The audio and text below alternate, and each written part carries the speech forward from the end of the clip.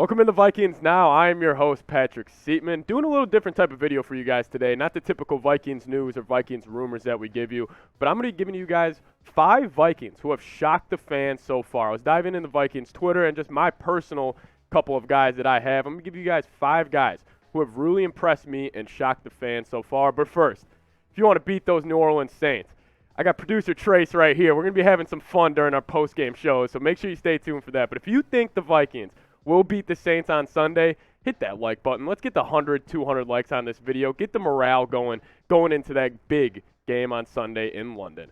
Now, number 1, who's impressed me, shocker on this one, Garrett Bradbury. You know, the whole offseason I was saying, J.C. Tretter, bring him to Minnesota. Garrett Bradbury's impressed the living hell out of me so far. If you look at his PFF grades throughout the first couple of weeks, pass blocking grade, 59.7. And then run blocking grade. This is really where he really excels with a 72.8. Overall, sitting at a 69.8. And, hey, he is the 6th rated center, according to Pro Football Focus, which, hey, credit to Bradbury. And he's been going against some pretty good D tackles throughout the first 3 weeks. Kenny Clark, normally he's gotten the best of him over the past couple of years, but he really held his own against the Packers.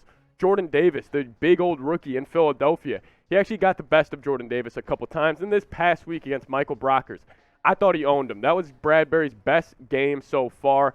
And, hey, he held his own going against really good D tackles. And is he finally living up to first-round selection that he was in the 2017 draft? I think Garrett Bradbury, we always say he's undersized. He's great in the run game. He just needs to hold his own in the pass game. I think he's done that so far. I think he's been okay in the pass game.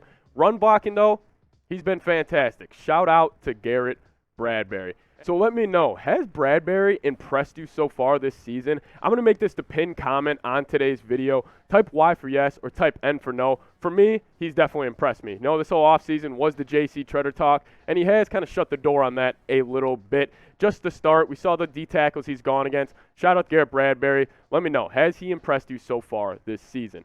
Now, let's show love. Christian Darrisaw, our second-year offensive tackle out of Virginia Tech. He's been great so far this year. He has been one of the more solid left tackles in, honestly, Vikings franchise history so far. You know, we do look at Christian Darrisaw as a guy who could be that franchise left tackle. Look at his PFF grades, 74.8 in the pass blocking, which is fantastic. Run blocking, 69.7. Overall, sitting at a 75.5. And I think that's really impressive considering the edges he's had to go against. Rashawn Gary in week 1. Brandon Graham in week 2, who did get the better of him a couple times. But Aiden Hutchinson this past week, Christian Darrisaw shut him down. If you look at the photo on the screen right now, he was the second highest rated PFF tackle according to Pro Football Focus. He held Aiden Hutchinson on 42 dropbacks by Kirk Cousins, 0 pressures. That's fantastic. I think we may have a franchise left tackle here in Minnesota. Now, let's stay in the trenches. Harrison Phillips, you know, for a pretty poor Vikings run defense, he has been that bright spot. And I must say, our PFF graded Harrison Phillips at a 65.1 overall, mainly because Harrison Phillips is not the best pass rusher, but I'm going to focus on the run defense for him. 69.0. Harrison Phillips has been fantastic with a seriously subpar Vikings run D. And I always say the defensive tackles in the NFL, they open up lanes for linebackers. Very similar to how offensive linemen open up their lanes for the running backs. That's what Harrison Phillips does. And here's a great example. This really just fires me up. So right here, you got Harrison Phillips to the far side eating up a double team. And then you have Dalvin Tomlinson right next to him eating up a double team. This was on a huge 3rd and 1 for the Vikings where the defense eventually ended up getting up off the field, and you see the linebackers. They got 2 wide open lanes right now coming from either side.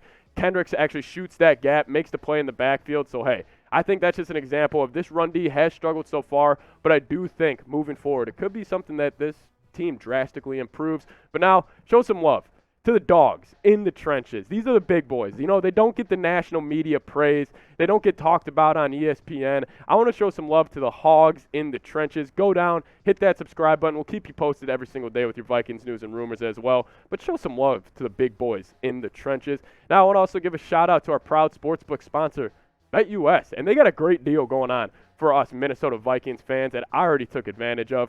But if you go to BetUS, or if you go to chatsports.com/bet and use promo code chat125, we're going to give you a 125% deposit bonus. What does that mean? You put $100 into your account, you're going to get $125 just to have free play and mess around and bet on whatever you want, whether it's the NBA, MLB, NFL, you choose. Go to chatsports.com/bet and use promo code chat125. Number 4 on my list, Patrick Peterson. And he has struggled during the first couple of weeks. But I must say, Patrick Peterson, what he did this past week against the Lions was fantastic. And if you're looking at the targets in the first week, he had 8 targets.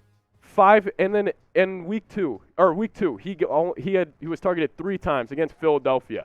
And Philadelphia completed all 3 of those targets against him, giving Jalen Hurts a quarterback rating of 105.6. And then in week 3, I think the Lions were clearly targeting him and going after him all game. He had 9 targets, but only gave up 3 completions. And if you guys remember that key 4th or 3rd down when the Vikings were trying to get off the field in the 4th quarter, they threw a goal ball on Patrick Peterson, and he batted it down. The Lions clearly going into this game wanted to go after him because they saw the success that Jalen Hurts had going against Patrick Peterson. But hey, he answered the bell, and I want to get down in the comments.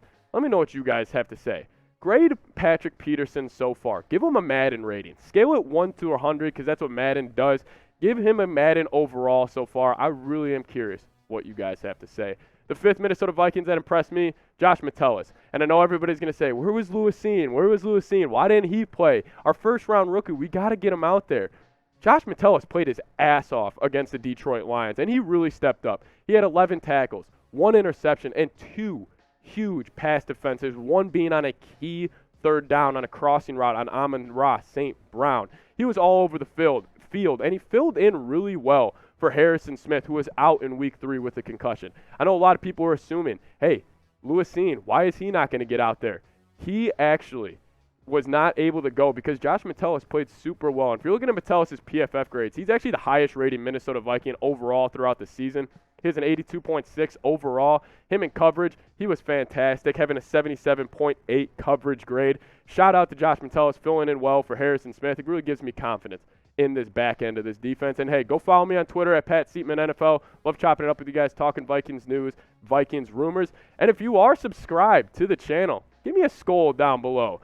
Give me a skull. Give me a let's go. I'm super excited for this game against the New Orleans Saints. I think if you think about it, this game could be having wild card implications if the Vikings do end up not getting to the NFC North title that we so desire. So if you are subscribed to the channel, give me a skull down in the comments. I'm really excited for this game on Sunday in London against those New Orleans Saints.